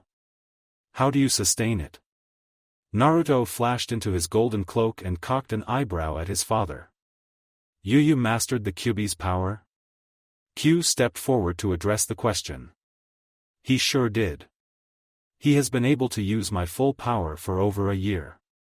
Minato's head instantly spun toward Q, and everyone could tell he was moments away from making a big discovery. Your power? Naruto was holding in his amusement and kept a straight face as the scene played out before him. Q made a grandiose gesture before answering the question. Naruto really thought that Q had spent too much time with his perverted godfather. Yes, Yondaime, my power. I am the Kyuubi no Kitsune and your kit is my clan's first summoner, first sage and the right paw of my clan. He rules alongside me over the Kitsune clan and has brought us into an age of prosperity. Q's voice bellowed boisterously across the study and the only answer he received in return for his proclamation was a thud. Oh man, Q. You really did it now. He is out like a light. Naruto said through fits of laughter. Dan and Nawaki were frozen stiff at the revelation too, but they managed not to pass out. Those with their faculties remaining put Minato on the study couch and Naruto spent the next 10 minutes showing Hayashi some of the weapons he was developing. Hayashi was keenly interested when Naruto showed him the Fuinjutsu compound bow. There was a summoning seal at the notch that could automatically reload with a simple chakra pulse. Naruto showed him some of the seal arrows that he was developing as well. Explosive tips, poison cloud tips, flash tips, air burst tips, hyper-penetrating tips, the list went on. Naruto decided to make his pitch to Hayashi since the Hyuga would become a devastating archery force if he could get the clan behind it. Hayashi agreed to take it up with the new Elder Council, which was much more open to new ideas than the previous main house council. Eventually, Minato woke up and came to grips with the fact that his son had found a way to let the Kyuubi out of the seal. He was intrigued by the use of shadow clones, and he was incredulous when Naruto said that he had shared this secret with the other Jinchuriki. Hayashi decided to step in and save Naruto a headache. Minato, I don't know how much you have seen from the other side. Naruto has managed to unite the 5 great nations, he is the supreme commander of the allied forces, and he is due to be inducted as the Godame Hokage. Minato head spun toward Hiruzen who nodded in confirmation before he passed out again. Naruto caught him and slapped him awake, not wanting to waste more time to his father's antics. You alright, Two-chan? Minato blinked his eyes open as he looked at his son.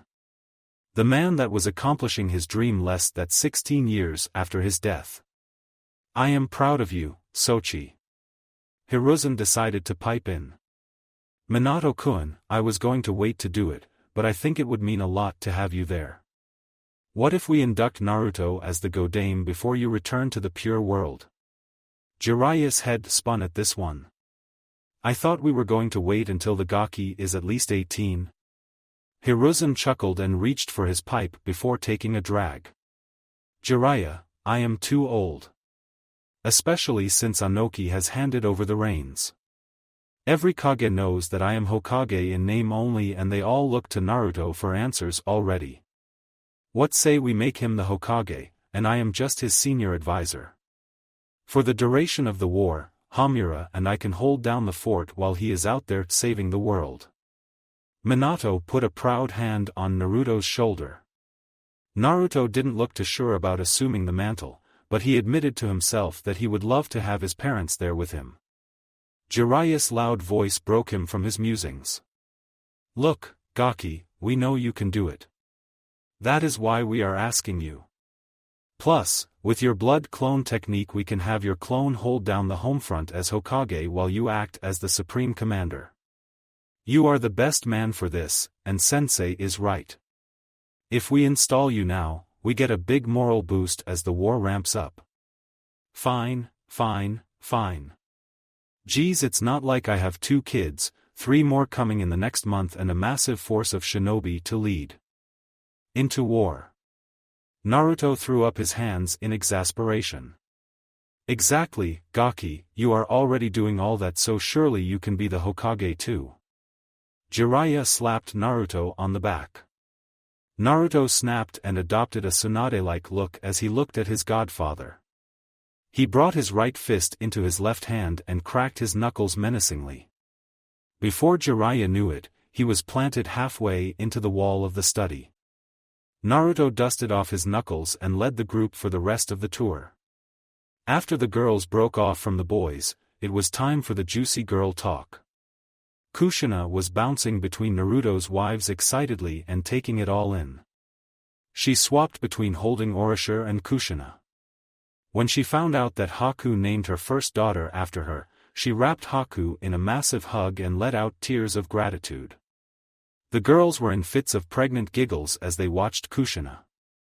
Temari, Anko and Koyuki were simply wishing that they could be pregnant already, but they knew that was a no-go until the war ended. The group came to a rest in the gazebo and Kushina decided to ask Tsunade about Jiraiya. So, Tsunade, you finally let that perverted old toad get some, huh? Tsunade blushed and placed a loving hand over her stomach. You have your son to blame for that. I think you would be pleasantly surprised though. He hasn't peeped on, kissed or wished for any woman except me since Naruto was 3. After the Hyuga incident, Jiraiya and I got together. We had a joint wedding with these wonderful girls, and we will be having a Senju son in a couple weeks. I count Jiraiya as the biggest surprise and the second greatest blessing upon my life. Kushina cocked an eyebrow. Second? Tsunade nodded. It was Naruto who saved me.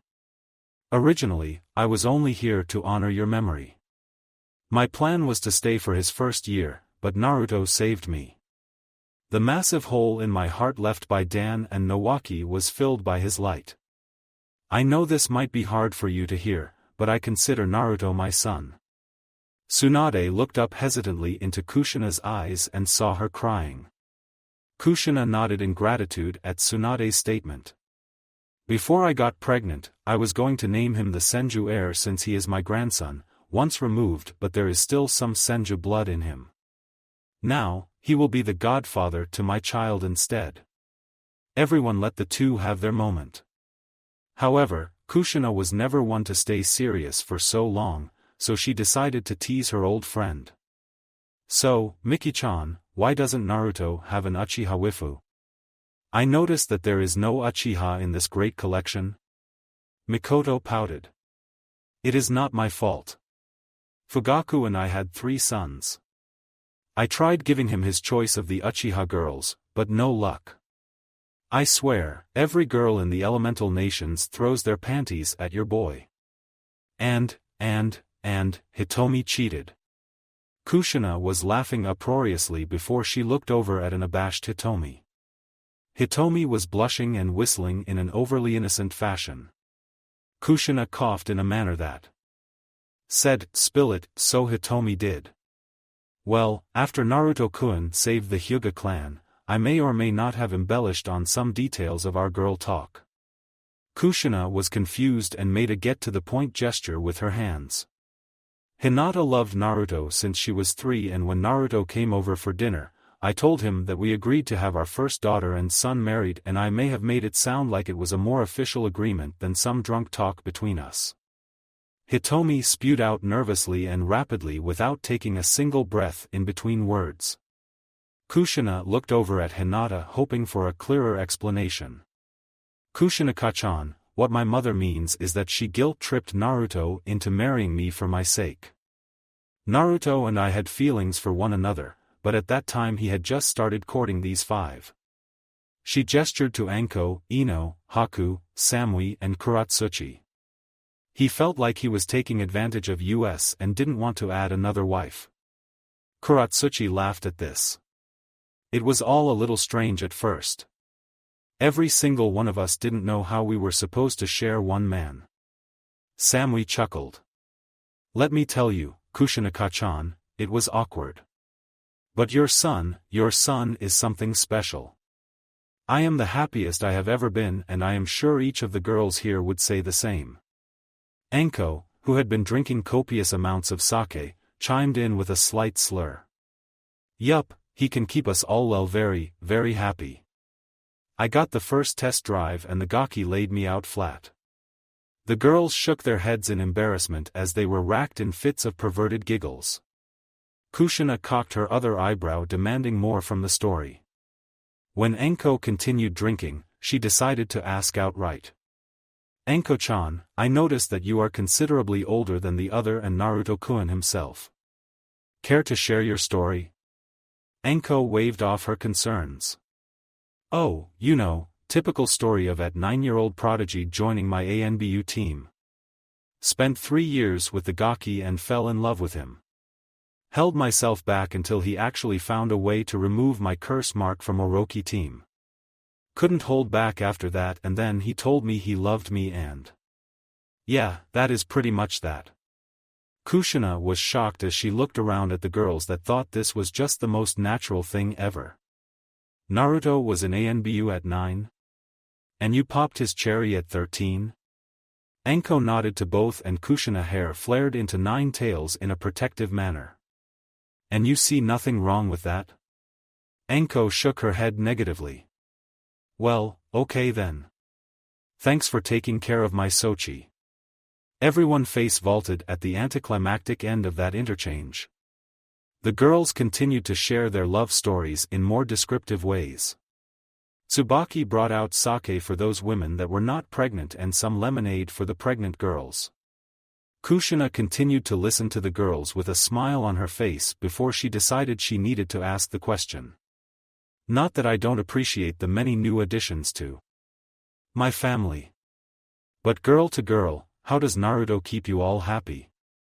Every single girl giggled perversely before Hinata said, shadow clones. It was Kushina's turn to pass out. How had she never thought to make Minato use shadow clones for that? The girls laughed uproariously at their passed-out mother-in-law.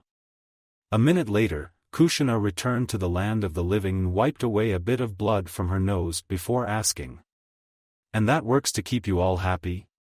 Just shadow clones? Tsunade cut in here. Look, Kushi-chan, I will spare you the gory details, but I will say this. After they were married, these girls here made bunnies look like prudes. It got so bad that I had to separate them all and force them to take on missions. The poor girls went through withdrawal symptoms. Withdrawal? Kushina asked incredulously. Tsunade chuckled, sucked down some lemonade while pretending it was sake, then answered. Yup. Naruto has found incredible ways to use chakra to enhance stimulation. I have had to repeatedly bring these girls here out of pleasure comas caused by overstimulation of the brain. Hitomi, Kushina and Mikoto blasted backwards on their couches with massive nosebleeds and remained passed out for 5 minutes. When they all regained consciousness, Tsunade continued. This kind of stimulation is massively addictive, and so I had to intervene. In short, our son is a sex god and I have come to grips with that already. Mikoto wore a jealous look on her face. I mean, Guy is a great guy. And his body is perfect, and his style has gotten better over the years, but he has never put me into a pleasure coma. Hitomi supported her friend and looked jealously at her daughter. Me neither, Miko-chan. Not even once in all these years. I am just lucky if I can get off. MOM. Hinata cut her mother off. Oh, can it, you? I don't want to hear it from you. I just had to listen about how your husband puts you into pleasure comas. Hitomi shot back. This earned uproarious laughter from the group. Mikoto then asked a question that got everyone thinking. Think Naruto would share his secret with our men? Kuratsuchi got dollar signs in her eyes. For the right price. Oh Kami, I can't wait for my next round with Rudo-kun. Tsunade-ka-chan, I am cleared for sex again, right? Tsunade scratched the back of her neck nervously. Yes, Kuro-chan, it has been over 60 days and your most recent checkup came back clean. Have at, M. Kuratsuchi got up at that point. Well, girls, Mama's been waiting long enough. I will see you all tomorrow. Every room has a privacy seal on top of the light switch, in case y'all didn't know. Kuratsuchi zoomed off, running toward the house. Haku then realized what she was saying before she handed Orashir off to Mikoto. Could you guys watch him and Kushi-chan for the night? There is fresh breast milk in the fridge. Haku didn't even wait for the answer before she blurred off in pursuit of Kuratsuchi. Surprisingly, Koyuki stood up and excused herself next. Enko, never one to BS, looked at Temari. Come on girl, this is getting good. Let's go join them. The two followed the growing group of girls.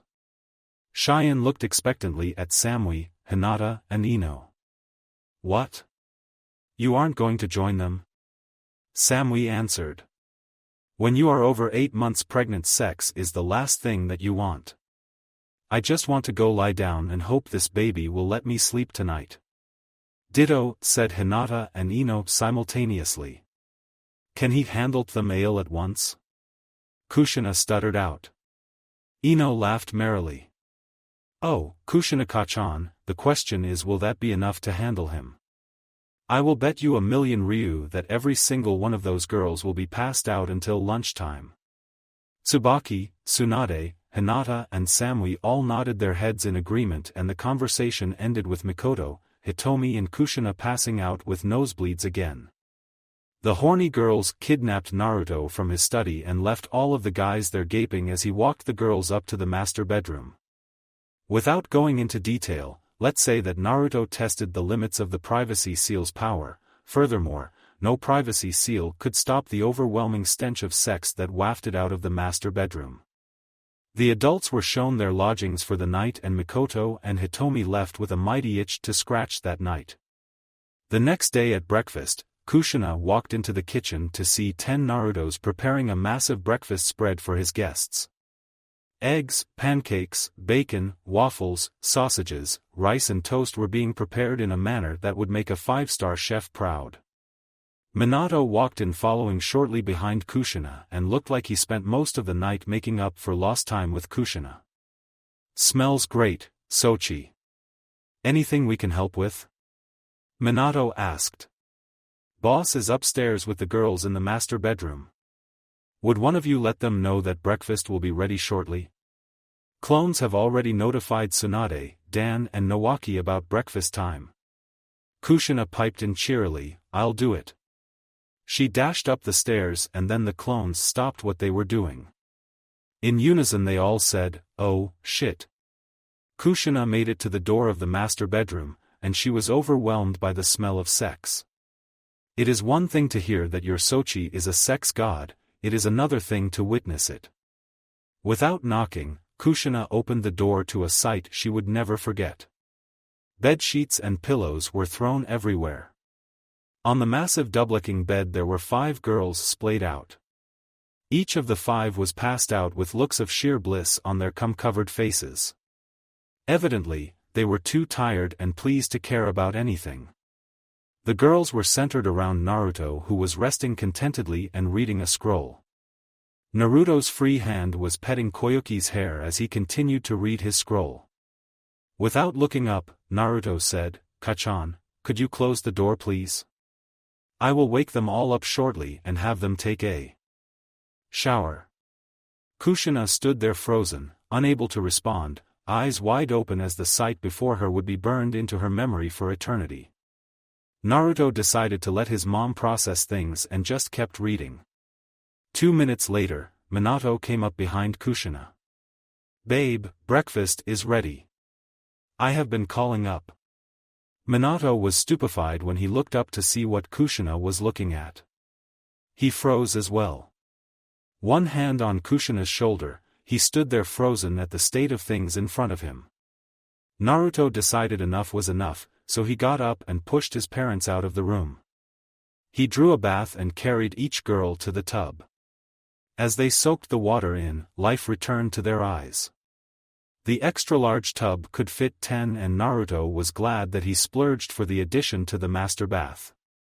An hour later, the group came down the stairs to receive stares from all of the recently resurrected. Tsunade laughed. "Geez, Ruto-kun, you could have locked the door, you know?" Naruto adopted his sheepish pose and blasted his guests with a gigawatt smile. "Hehe, I guess I am not used to having guests that would open my door without knocking." "Sorry Sasauchi." Kushina stuttered out. Naruto waved off his mother's concerns. "No problem, Kachan." At that moment, an international guard popped in and got Naruto's attention. "Naruto-sama, Hayashi and Might Guy are at the front gate for you. Let them in, they can join us for breakfast." The guard vanished and walked into the dining room with the 2 5 minutes later. After the pleasantries were exchanged, everyone enjoyed a wonderful breakfast. Kushina was blown away by her son's cooking and his sentiments were echoed by everyone. "So, Hayashi-san and Guy-san, what can I help you with on this fine morning?"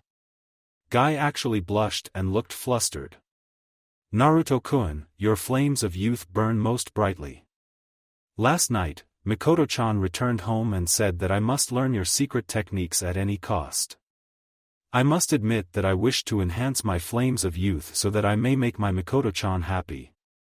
At that point, Guy's blush boiled over, and steam poured out of his ears. The usually stoic Hayashi was also blushing tomato red as he tried to maintain eye contact with Naruto. "Naruto-san, you know that I am deeply indebted to you already and I dare not ask for more. However, Hitomi asked me for the same request. Hitomi gave me a blank check from the Hyuga in exchange for this secret technique of yours." Incredulous looks were present on every visitor's face at the table. Naruto's girls were shaking their heads and giggling. Hinata snapped a picture of her red-faced father because she never wanted to forget this moment. Kushina elbowed Minato in the gut to spur him to action. "Sochi, I would also like to know this secret technique and you mother is most insistent." Naruto laughed uproariously at all of the attention. He unsealed a book from a seal on his pants pocket. "I only have one copy. I was going to get it published but it has been put on the back burner due to the war and everything else going on." Naruto held the book up casually in his right hand as he looked at all of the guys in the kitchen. A clone captain popped into existence, took the book from his creator's hand and walked down toward the study. "I will make a copy for each of you. You are not to share this with anyone until I publish it. Agreed?" Several head nods followed his proclamation and the mood returned to normal. Hayashi and Guy excused themselves and Naruto left for his daily duties. Kushina decided to ask Tsunade for a favor. "Tsunade, is there any way we could have the girls give birth here? I would love to be a part of that experience. I will ask Shizen if that is possible. I am sure we can bring the required equipment here. Girls, is that what you want? Ino, Hinata and Samui looked at one another before nodding their heads. If we can have our mothers present as well, then that would be fantastic. Ino said. Tsunade-sama, you will not be present though, will you? Asked Hinata. No, probably not. I am due a week or two before each of you, and my chakra network will be recovering. I trust Cheyenne and the other doctors though. I will talk to them about getting a birthing suite set up in one of the guest houses, if Naruto approves. The girls agreed to talk to Naruto about this request, which he easily approved. His compound was the safest place in the elemental nations, after all. Naruto continued to work through the day and decided to do something crazy. He created a couple clones to take over his workload and flashed a couple of times around the elemental nations. Around 3 p.m. that day, AI, Anoki and Naruto flashed into his living room. Sit on the love seat was Minato Namikaze and Kushina Uzumaki. Anoki sputtered out nonsense as he held a finger out that pointed toward Minato with a disbelieving look on his face. AI remained stoic, but he was internally shocked to see his old rival. Minato and Kushina looked up and were surprised to see the pair that Naruto decided to bring into the house. Before anything could get started, Naruto held up a hand. Okay, this was an impromptu idea, but I wanted everyone to get the chance to bury the hatchet. Mom, Dad, in case you don't recognize them, this is the Sandame Tsuchikage, Anoki, and this here is the Yondame Reikage, AI. AI and Anoki, the Shinigami owed me a favor and I asked for a couple days to spend with my parents. They are not truly resurrected but are living by Shinigami-sama's leave. Minato rose from the couch, walked forward and bowed deeply to Anoki. Anoki, I know I did what I did during war, however, that doesn't make the burden seem any lighter. I sincerely apologize for the lives I claimed that day. I have never forgotten that burden and still remember their faces. Last thing, thank you for having faith in my son and allowing the world to take the first step toward peace. Anoki was godsmacked. He didn't register the snap of Naruto's camera because all he could focus on was the prostrated form of Minato. If the people of IWA saw this, how would they feel?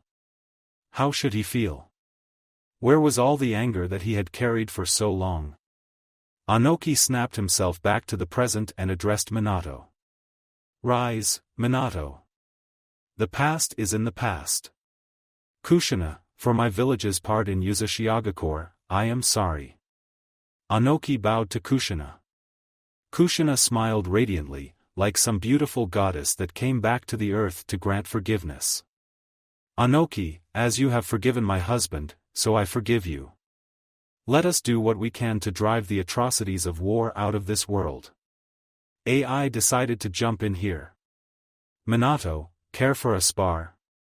Before Naruto's knucklehead father could accept the challenge, he cut in. Sorry, AI Dano, my mom and dad are essentially inhabiting my shadow clones. If you pop them then their souls will return to the pure world. I will make you a deal though.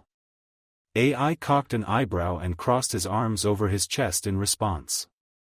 Once this war is over, we will set up a massive fighting area that will let us go all out. I will give you an all-out spar that put any fight you had with my father to shame. If you want the AI/B combo to fight me, I accept those terms as well. AI chuckled and smacked his lips in appreciation for the idea. How big of an area will we set up? Oh, I don't know. If I want to go all out I will need at least 5 square miles. You want more than that? AI answered the brat's cockiness with some of his own. Oh, is that all? I was hoping for at least 10 square miles. Naruto stepped toward AI stepped toward Naruto and the two were butting foreheads as sparks flew between their eyes. Everyone knew it was just the way the two man-children acted due to the crazed smiles on their faces. Okay, boys, we will have a big, crazy fight once this is all over. Now, why don't we sit for some tea? Kushina broke up the man-child AI and her child. The result of Naruto's impromptu actions was a cathartic 2 hours of previous rival and enemies bonding over tea. Naruto let the others lead the conversation and sat back to enjoy the peaceful, yet raucous, conversation. Naruto flashed Ai and Anoki back to their homes and apologized for just dropping in.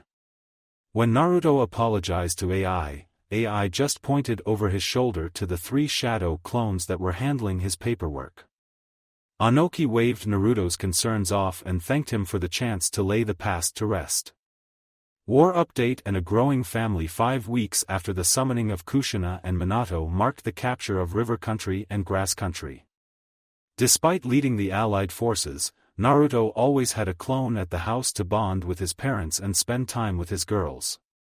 During this month, River Country and Kasagakure had been conquered and occupied. Once Kabuto was dead, there were no more resurrected shinobi. However, the new threat was the White Zetsu, and it was a serious threat. Luckily, the allied forces had Naruto. The White Zetsu had the ability to transform and copy the chakra signatures of any of the allied shinobi that they killed. When they absorbed blood, they could create a perfect replication of the intended target. The allied forces suffered severe casualties until Naruto found out that he could sense their malice while in Sage mode. Once the allied forces discovered how to beat the White Zetsu, Naruto clones would accompany each platoon and point out the White Zetsu. In addition to the typical White Zetsu were Zetsu commanders. These Zetsu each had Jonin-level chakra and had access to the weird purple curse mark. These Zetsu didn't hide but would often use suicide tactics to inflict casualties. Between coalition soldiers, White Zetsu and the Zetsu commanders, the allied forces took a week to take over River Country and a whole month to conquer Kusa. In total, the allied forces lost 420 soldiers and suffered nearly 1,000 more casualties. Once Kusa was occupied, there was a lull in the action and nations hosted funeral services for the fallen. In a break from all of the serious war business, the people of the elemental nations were once again tuned in to watch as their hero's family was due to grow once again. Tsunade had her baby 2 weeks ago and was resting within the Namikaze compound alongside Jiraiya. Shizun led a team of doctors and nurses to set up a medical ward inside the Namikaze compound, and the whole place was set up for the births. The 3 girls were due days apart, but they once again decided to have their babies all at once. It was an easy enough feat with medical jutsu, and Hinata, Samui and Ino decided that they wanted their kids to share the day. The day started with a wholesome breakfast cooked by Naruto's clones and a big family gathering at the kitchen table. The girls were loud and giggly and excited, and the whole environment was joyous. Naruto walked Samui, Hinata and Ino to the newly set up medical wing and gave them kisses. Before he rejoined them for the births, he needed to do his duties as a leader of the allied forces. Sadly, that meant that he had to do a TV interview with some reporters that were tracking the event. Naruto walked out of the compound and easily noticed the 20 shinobi that were on guard duty for the compound. Outside the gates of the Namikaze compound, there were pup tents set up and people sitting on the street side in their armchairs. Naruto noticed that it was once again a festive atmosphere and people cheered as they saw him walk out of his clan's gate. He walked over to the stage that was set up and sat down in a chair next to Testarossa, a bombshell of a TV host with beautiful white hair and red eyes. They exchanged pleasantries before the TV crew counted down from 5 on their fingers. Testarossa began the interview. Good morning, people of the elemental nations, and welcome to What's New. Today we have Naruto Uzumaki Namikaze here for an interview. It is a joyous day because Naruto has 3 babies that are to be born today, which would make for a total of 5. Tell me, Naruto-sama, how are you holding everything together? 2 babies, 7 wives, 2 fiancés and the allied forces to lead. How do you hold it all together? Naruto plastered a cheeky smile on his whiskered face before he responded. Good morning, Testarossa-chan. Please, no need for the "sama" stuff. I am just Naruto. Truth be told, it is a lot to handle, but the people I love give me strength to power through. Ah, Naruto, that is so cute. So, care to tell us about your 7 lovely wives? How much time do we have, Testa-chan? We have 20 minutes, so I take your point. Regardless, I would still like an update on Samui, Ino and Hinata. Very well, let's see. Naruto put on a thinking pose and crossed his leg over his knee. There was cooing from the girls watching along the street, and the collective coo from the ladies around the elemental nations was audible. Samui is beautiful as ever. She positively glows with positive, cool energy, and she is super excited to have the baby. Ino is, as my friend Shikamaru would say, troublesome. She had the craziest pregnancy cravings of the bunch. Let me ask you ladies this, what is it with pregnancy and pickles? A round of laughter met Naruto's question, and Testarossa chuckled melodiously. And my Tsukihime, Hinata, well, she is just a blessing. I am sure you care tell that I have my eccentricities, and Hinata is one of those that keeps me grounded. Her love is absolute, and I cannot wait to see what miracle she grants me today. Oh my gosh, ladies, isn't this man just adorable? Now, Naruto-kun, there have been rumors floating around about a new book that you have made. Naruto started blushing and struggling to make eye contact with the camera. Oh, so I see the rumors must be true. Care to share? Naruto rubbed the back of his neck sheepishly. Well, Testa, I found a unique and sensual use for the application of chakra. Throughout my testing, I took notes of what worked and what didn't really work. Keeping this many beautiful women happy is not easy, after all. After compiling my notes, my godfather, Jiraiya, the Toad Sage and author of Aika Aika, convinced me to publish and share my findings. Unlike my godfather, I am not a pervert, and this work is made to help men please the women of the elemental nations. The book is called The Sensual Use of Chakra, and it focuses on how to use chakra to provide pleasure and release to the body. It works on males and females, and I can say with confidence that the results speak for themselves. Testarossa was now blushing furiously and fanning herself. Oh my, Naruto-kun. Is this something any man can master? And did you hear that, ladies? Naruto is working on our behalf to help those numbskulls out there to learn how to treat us right. Naruto chuckled. Well, it requires pretty good chakra control and multiple nature manipulations, but yeah, most people should be able to learn it properly. Naruto paused here and unsealed a copy of the book for Testarossa. It covers things like massages, tactical application of chakra to erogenous zones, bedroom games that keeps things fun, and a couple basic tactics that I use to keep my women happy. Testarossa's fan was moving so fast that her hands were blurring in the camera. Oh my, I cannot wait to give this a read. Now, back to the kiddos, do we know what we are having today? Naruto shook his head in the negative.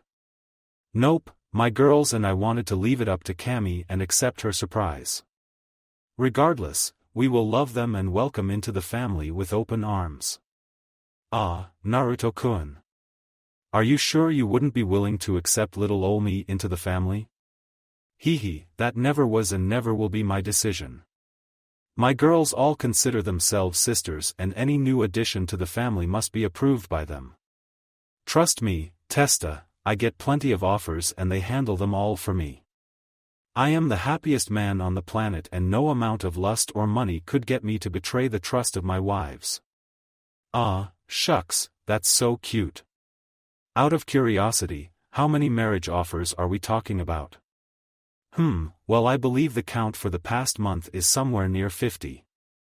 To all you beautiful ladies out there, please do not take offense to this. I appreciate any and all of you that wish to share your hearts with me, but I am pretty booked up on that front. I would encourage each of you to consider looking for love a little closer to home. I have found during my travels through the elemental nations that there are many great fish in the sea. For instance, Darui of Kyumo is a great guy. For all my Kyumo ladies, once this war is over, that man is a hero and a great friend. For all my Kiri gals, I would recommend Chojuro. He might be a bit shy, but he is the most loyal friend I could ask for. Let's see, for you Suna gals, maybe Kankuro? Naruto let a dramatic pause play out here.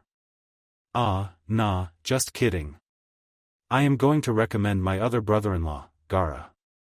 He has turned over a new leaf, and underneath that tough exterior is a heart just waiting to dish out some love. Hee, sorry to do you like that, Kankuro. Finally, for my IWA gals, that big hunk of a man, Akatsuchi, he is a gentle giant. Truly a great heart in that man buried in his massive figure. Oh, and ladies, that's not fat. Akatsuchi is just ripped. For my Konoha girls, of the remaining I am going to recommend Shino Aburame.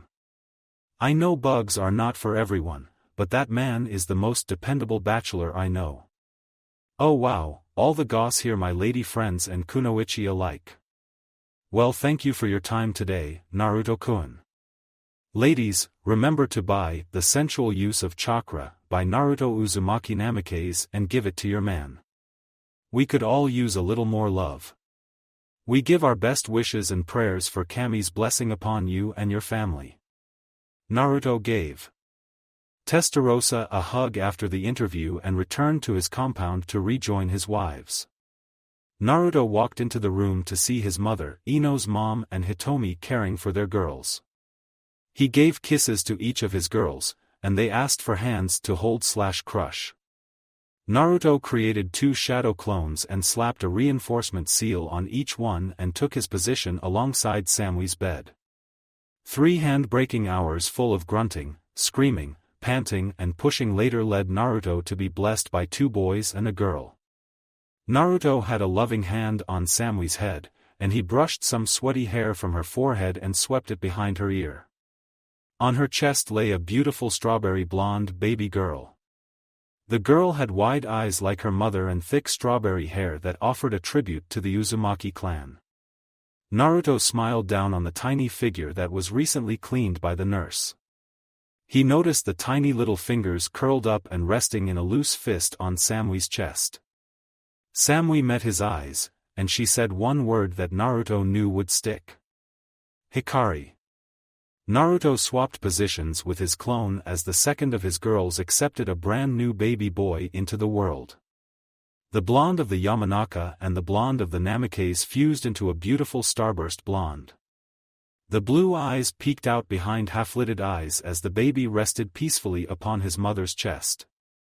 Naruto placed a tender kiss on Ino's forehead as he looked down upon Kami's miracle. Kushina ran over to take in her second new grandchild of the day and rubbed his head tenderly. "What is his name going to be, Naruto-kun?" Kushina asked eagerly. Naruto looked down to Ino, who nodded her consent. "Minato."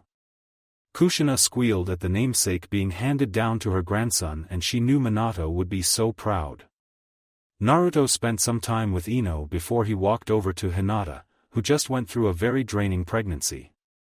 He placed his hands over her heart and started to infuse some purified chakra into her chakra core.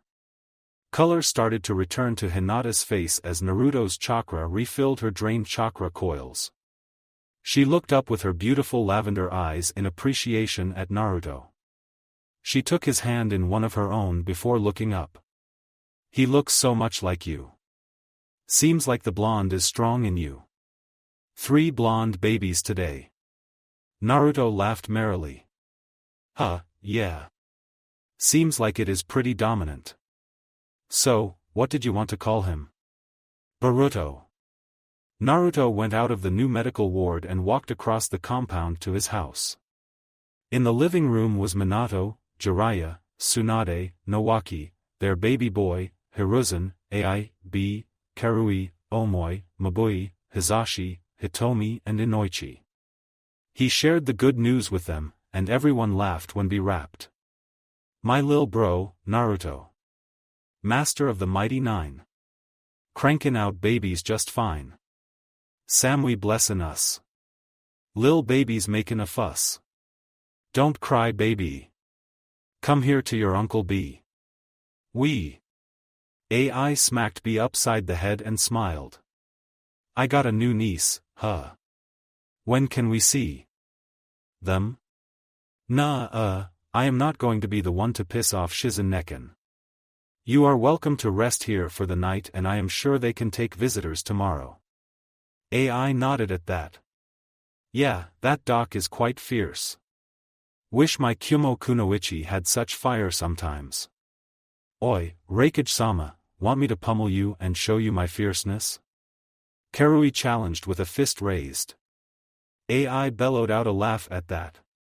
You are an exception, Karui. A damned good exception. AI placed a massive fist on Karui's hair and messed up the already untidy hair. So, Naruto-kun, what did Hinata have? Hayashi asked eagerly. A baby boy, Boruto. Hehe, unfortunately your Hyuga genes lost the battle against mine. Hayashi cocked an eyebrow at that. It is too early to tell if there is a Byakugan yet, Naruto. Naruto waved him off. No, I am not talking about the Byakugan. That has a chance to manifest later. My boy has my blonde hair though. Naruto flashed a cheeky grin at Hayashi. Minato laughed now. Ha, a blonde Hyuga? Oh man, that would be quite the sight. Everyone echoed his laugh and Hayashi was forced to concede the point. It was Inoichi's turn to pipe up. Naruto-kun, can you tell me about Ino? Ino is doing great, Inoichi. She gave me a beautiful blonde baby boy. She also suggested that we name him Minato, which I gratefully accepted. He is another beautiful blonde-haired, blue-eyed baby boy. That's great, Naruto-kun. Can you get him off of me? Inoichi asked. Minato was crying furiously and hugging Inoichi. It's just not fair, Inoichi. You get to spend the rest of your life with little Minato-kun. And you got brought back from the dead, you idiot. Your son literally cheated death so you could see your children. And I am not even allowed to ask how or why he did it. A vein was beginning to bulge on Inoichi's blonde head. Naruto joined the group for a round of sake before he left them to go help his wives. It was a great night, and the next day came quickly. Everyone got the chance to meet the blonde trio the next day. Minato and Kushina soaked up as much as they could with their remaining time, even though both of them knew it would never be enough. Naruto and Naruto clones ran everywhere playing host to his guests. He accepted gifts from everyone, and his guard detail had literally collected a mountain of gifts from his front gate. Naruto sighed when he thought of how many clones he would have to create to write all of the thank you cards. It was well worth it though. He was so happy with his big family that the weight of the world fell off of his shoulders for a few days. Thank you for watching. I hope you enjoyed it. Make sure to like and subscribe, and don't forget to share this video with your friends. Guys, make sure to help the author by visiting the link in the description. This is Fox Sage, and I'm signing off.